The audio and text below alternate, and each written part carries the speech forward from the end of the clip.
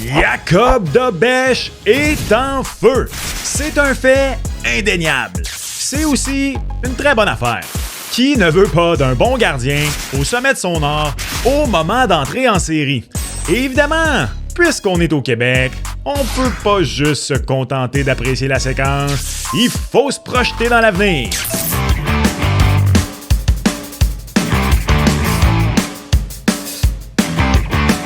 What's up tout le monde? C'est ton boy Max.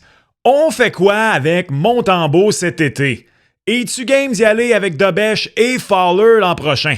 Penses-tu que Dobeš est en train de suffisamment monter sa valeur pour une grosse transaction dans l'entre-saison? D'où Jésus? Calmez-vous! Non, pas vrai. Ce sont là les questions que j'ai le plus reçues, je pense, depuis le rappel de Jacob Fowler par le Canadien. Et comprenez-moi bien, je juge pas. C'est tout à fait normal, en tant que fan de sport, de se projeter. En fait, c'est une des parties les plus fun, si on est honnête. C'est pas pour rien qu'autant de contenu tourne autour de rumeurs de transactions, de signatures, etc. et que c'est souvent les contenus les plus populaires. Ceci étant dit, avec la position de gardien de but, il faut faire preuve d'une très grande prudence. Particulièrement dans la LNH d'aujourd'hui où la position est complètement volatile et il y a des données pour le prouver. Dans cet épisode, on va d'abord expliquer cette volatilité en question dont je vous parle. Ensuite, on va regarder quelques exemples d'équipes qui ont dû prendre une décision entre deux hommes masqués et comment ça a tourné pour eux. Quelle est la chose à faire pour le Canadien avec ces deux jeunes pépites? Tout juste avant de poursuivre, cet épisode vous est présenté par Budweiser. Budweiser Québec a lancé le concours Et le but méga gros lot, un concours à l'échelle de la province conçu pour les fans de hockey du Québec et propulsé par les buts. Le gros lot débute à 50 000 $ et pour chaque but marqué dans la LNH d'ici la fin de la saison 2026, 50 $ s'ajoutent à la cagnotte. Le gros lot est maintenant à plus de 100 000 $ pour participer. Les résidents du Québec peuvent acheter une caisse de Budweiser sélectionnée dans un couche-tard participant et recevoir un billet à gratter révélant un NIP unique. Vous pouvez aussi visiter budweiser.ca/aucun achat requis. Il suffit ensuite d'entrer le NIP dans l'application couche-tard pour courir la chance de gagner le gros lot. Le concours prend fin le 16 avril 2026 à 23h59 et 59 secondes. C'est 18 ans et plus. Aucun achat requis. Pour tous les détails, budweiser.ca/méga gros lot. Bon, débutons. Je vous parle de volatilité à la position de gardien de but. Qu'est-ce que j'entends par là? Tous les fans moyens à intenses de hockey ont remarqué que le nombre de buts est en augmentation dans la LNH depuis quelques années. Cette saison, les équipes marquent en moyenne 3,06 buts par rencontre. Vous le voyez tout en haut. Ça se situait là, à 2,67 il y a une dizaine d'années quand Carey Price a gagné le titre de joueur le plus utile. C'est pas l'année où il se marque le plus de buts dans les 5 dernières. En 2022-2023, il s'en marquait 3,14, 3,11 en 21-22. Par contre, le taux d'efficacité moyen des gardiens de la LNH est à 897 au moment de l'enregistrement de cet épisode. Si ça se conclut ainsi, ce serait la première fois en 30 ans que les gardiens de la Ligue auraient un taux moyen sous les 900. Il y a quelques raisons qui expliquent ceci. D'abord, selon The Athletic, la Ligue a changé sa façon de compter les tirs. Il y a maintenant des micro-puces à l'intérieur des rondelles qui seraient précises au point où on est capable, au pouce près, de voir si une rondelle aurait frappé le filet si le gardien ne l'aurait pas arrêté. Aurait-elle raté la cible, frappé le poteau, été à l'intérieur? On connaît exactement la trajectoire des rondelles. On révise donc plus sévèrement ce qui compte comme un arrêt ou non. Si la rondelle n'allait pas dans le filet, on compte plus ça comme un tir. Un bon exemple pour montrer ça, c'est l'arrêt spectaculaire de Jacob Fowler récemment en toute fin de rencontre contre les Sénateurs d'Ottawa pour sceller la victoire du Canadien. Ben, j'ai dit l'arrêt de Jacob Fowler? Non. Ça n'a pas été compté comme un arrêt de Jacob Fowler, cette séquence-là avec la jambière gauche. On a jugé qu'avec l'angle du tir, si Fowler ne mettait pas à grosse pad, la rondelle aurait traversé de bord en bord. Désolé Jacob, pas d'arrêt sur celle-là. Donc, moins de tirs, avec le même nombre de buts, ça fait baisser un peu les taux d'efficacité. C'est pas la seule explication, par contre, il y en a d'autres. Un, il faut le reconnaître, Les joueurs sont meilleurs que jamais. Dans les années 80 puis 90, avec le style papillon, les gardiens se sont grandement améliorés plus rapidement que les joueurs. Pour toutes sortes de raisons, c'est l'effet inverse présentement. Les joueurs sont de meilleur en meilleur et les gardiens ont de la difficulté à suivre. Mais aussi, deuxième élément personnellement que j'identifie, les stratégies. Avec l'analyse vidéo, les statistiques avancées, la technologie, les gros cerveaux du hockey sont de meilleur en meilleur pour établir de meilleures stratégies offensives. On sacrifie la quantité de tirs pour la qualité. Plus de passes transversales, moins de tirs de loin, non voilés. Quand j'étais jeune, personnellement, mes coachs disaient « Tirez au but, le gardien n'en arrêtera pas 50 ». Aujourd'hui, on dit plutôt d'être patient en possession de rondelles et de ne pas gaspiller d'occasion de marquer sur certaines chances qui sont de plus basse qualité. Soyons plus patients et obtenons une meilleure chance dans quelques instants. Je le répète souvent à quiconque que l'argument, qui à mon humble avis d'ailleurs est trop simpliste, 3 buts sur 21 tirs, le goaler fallait qu'il fasse mieux à soir. Si les 21 tirs sont des tirs d'Ovechkin en avantage numérique de son bureau, les 3 buts sur 21 tirs sont pas mal moins catastrophiques que, je sais pas moi, 3 buts sur 21 tirs de Victor Mété de la ligne bleue avec personne pour voiler la vue. Je suis sincèrement désolé, Victor, pour la flèche perdue. C'était chien un peu. Vous comprenez ce que je veux dire? Puis c'est un exemple un peu extrême. Là. Je veux dire, jamais dans la vie, Ovi va mettre 21 tirs de son bureau en un match, là, mais c'est juste pour illustrer, avec une hyperbole. Mais ça dit donc que les gardiens en général sont moins bons. Si tout le monde en général, entre les poteaux, est moins bon, tu veux quand même le meilleur du lot. On s'en fout, right? On s'en fout qu'il est moins bon que Bobby Lou en 2010. On s'en fout qu'il est moins bon que Carey en 2015. On veut le meilleur cette année. C'est là où la volatilité entre en jeu. Qu'est-ce que j'entends par volatilité? Il y a un excellent article qui a été publié cette semaine par The Athletic intitulé « The NHL's Growing Goaltending Crisis ». La crise grandissante des gardiens de but de la LNH. Le lien est dans la description pour ceux qui y sont abonnés et qui veulent aller lire. Essentiellement, si tu payes pour un gardien, moins que pour toutes les autres positions, pas juste au hockey, mais dans le sport d'équipe en général, tu n'as aucune idée si tu vas en avoir pour ton argent dans la Ligue nationale actuelle. Toute l'année, lorsqu'il était question des problèmes de gardiens du Canadien, je répondais qu'on les exagérait. Un, parce que c'était pas aussi catastrophique que plusieurs voulaient dire. Et deux, parce que le CH a ce pourquoi il paye. L'équipe est 29e dans la Ligue pour l'argent consacré au Cerbère. Donc, tu ne juges pas les gardiens du Canadien comme tu vas juger, je sais pas moi, que ce soit Connor Hellebuyck, que ce soit André Vasilevski, peu importe. Il y a un argument très solide à construire justifiant cette décision. Pourquoi? Dans l'article en question dont je viens de vous parler de The Athletic, on démontre qu'il n'y a présentement aucune corrélation dans la LNH entre l'argent que tu as investi sur tes gardiens et ce que tu as en retour comme qualité. C'est complètement fou. Regardez ce tableau.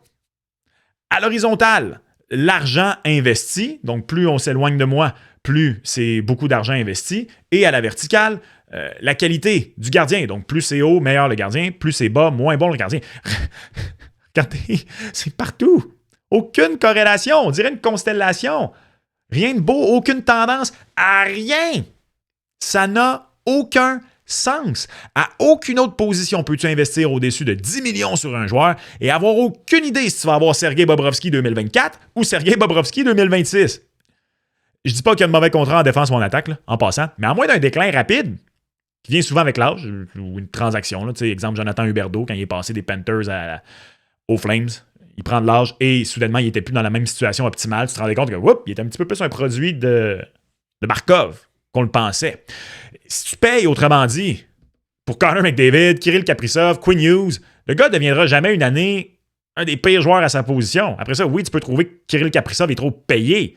Il va quand même t'offrir Kirill Kaprizov. Il ne va pas soudainement devenir, je sais pas moi, Josh Anderson. Un peu chiant pour Josh Anderson, là, mais j'ai pensé à un premier gars de 3e, 4e trio qui m'est venu en tête. Il peut avoir une saison en dessous des attentes. Bref, c'est ce que j'essaie de dire. Des blessures. Mais soudainement, devenir carrément mauvais une année pour redevenir sensationnel? Non, ça n'arrive pas à d'autres positions. Revenons justement à Sergei Bobrovsky pour illustrer la situation. Il écoule, en ce moment, la 7e et dernière année de son contrat en Floride. Voici à quoi ça a ressemblé, ces 7 saisons de Sergei Bobrovsky en Floride jusqu'ici. Regardez les buts sauvés par saison. Moins 13,46, moins 9,97, 12,14, 2,92, 15,76, 8,96, moins 1,35. What? Imaginez donner 10 millions à un joueur je sais pas moi, un joueur de centre qui fait 45 points, 56 points, 82, 70, 90, 76, 60. Non, c'est pas ou c'est très rarement quelque chose qui arrive alors que c'est rendu fréquent dans la Ligue nationale de hockey. La Floride a quand même gagné 2 coupes avec lui. Et il y a un argument pour dire que c'est là où ça a été payant d'avoir un Bob en série. Et personnellement, honnêtement, je suis plutôt de cette école de pensée-là, pour être honnête avec vous, mais ça, ce serait pour un autre épisode. Mais tout ceci démontre que, dans la LNH d'aujourd'hui, les Roberto Luongo, Henrik Lundqvist, Carey Price, Dominique Hachek, Patrick Roy, Martin Brodeur, nommez-les tous, là. Ils sont de plus en plus rares. Ces gardiens qui vont être ton numéro 1 pour 5, 6, 7 ans et que tu n'as jamais à t'inquiéter si la position va te coûter un match ou une série. Autrement dit, tu dors sur tes 2 oreilles. Tu dis tout le temps, la position de gardien, elle, c'est réglé. Ça ne veut pas dire qu'ils vont pas avoir des mauvais matchs, là, mais vous comprenez ce que je veux dire.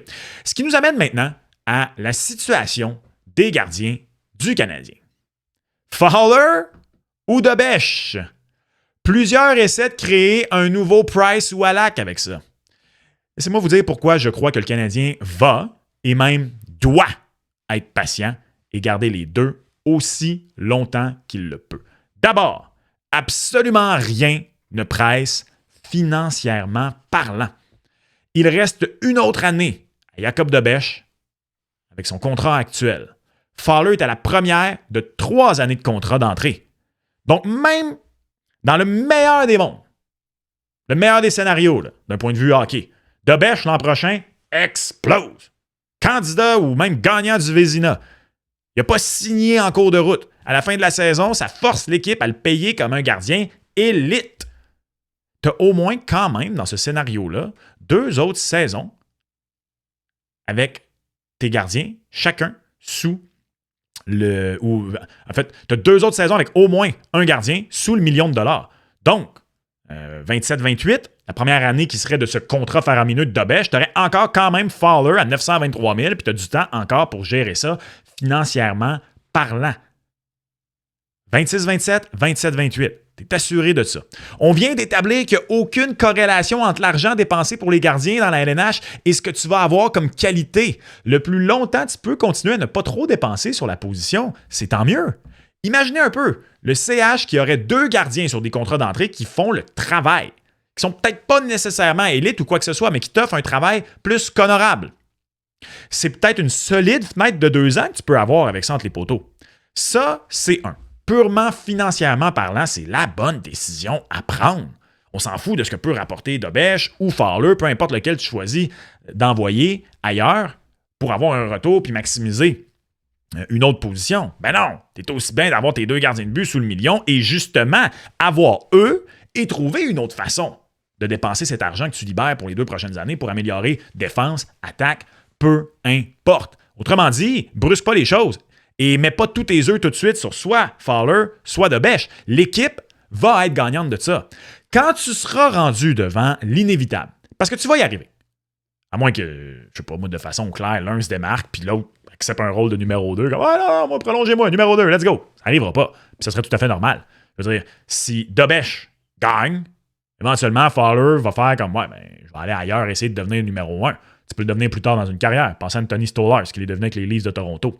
Il va vouloir aller prendre un poste ailleurs. Donc, quand tu seras rendu devant l'inévitable, comme les Bruins l'ont été avec Linus Ullmark et Jeremy Swayman, tu prendras une décision. Parce que rendu là, tu auras plusieurs saisons sur lesquelles te baser. Et qui sait, peut-être que tu vas même déjà en avoir développé un autre qui va être prêt à devenir le dauphin de celui que tu auras choisi. Parce que c'est la meilleure façon de savoir dans la LNH d'aujourd'hui. Le temps, le gros échantillon, ce que tu as sous la main entre les poteaux.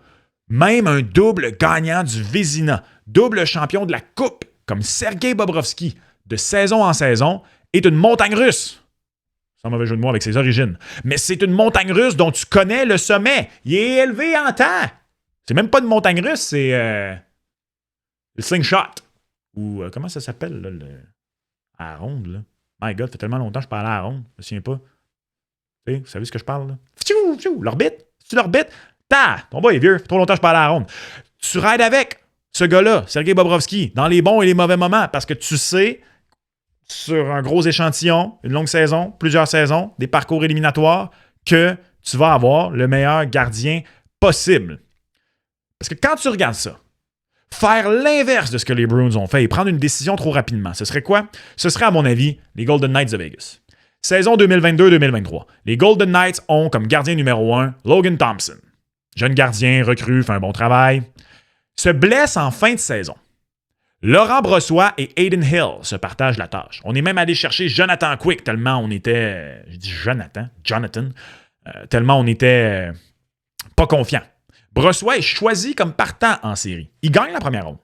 Se blesse au deuxième match de la série de deuxième tour contre les Oilers. Enter Adin Hill. Il gagne la coupe. L'année d'après, Hill et Thompson se partagent le travail. Thompson a quand même un peu plus de départ. Hill, si ma mémoire est bonne, a quelques blessures. De toute façon, il y en a tellement eu ces dernières années. Là. Les deux font un travail honnête cette année-là. On se dit, on va y aller avec Hill, il a gagné la coupe. De toute façon, on est correct. Puis on est les Golden Knights de Vegas. On n'a jamais aimé ça, nous autres, gérer gardien de but comme du monde. Marc-André Fleury, c'est de gagner le Vézina. Get out of here! Excusez, fallait que ça sorte. Thompson passe aux Caps. Il est depuis ce temps un des meilleurs gardiens de la Ligue. Rien de moins. À mon avis, Thompson mérite d'être nommé au Vézina cette saison. Est-ce qu'il va l'être? Je ne sais pas. Les Caps vont rater les séries. Personnellement, ça n'aurait pas d'impact. N'allons pas là.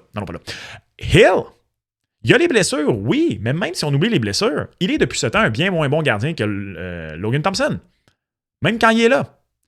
On n'a pas choisi le bon. On a pris cette décision-là rapidement. On s'est dit, Hill a gagné la coupe. On va y aller avec lui. En ce moment, on va peut-être rater les séries, entre autres. Pas juste à cause de ça, mais entre autres parce qu'on n'a pas de réponse entre les poteaux. Rien ne presse avec les gardiens. Non, le Canadien n'a pas à prendre de décision avec Fowler et Dobèche cet été, n'a pas de prendre de décision avec eux avant longtemps. Profite de ce très gros avantage que tu as. Certains pourraient dire que ça deviendrait une distraction. J'en frappe mon micro. Ça n'a jamais été une distraction pour les Bruins. Aux Canadiens de bien gérer ça. Parce qu'en ce qui me concerne, c'est la chose à faire. Que penses-tu de l'épisode d'aujourd'hui? Comment vois-tu les 2 prochaines années, disons, entre les poteaux pour le Canadien? Et à travers tout ça, on ne parle même pas de Samuel Montembeault? À voir. À voir qu'est-ce qui va arriver avec Monty cet été.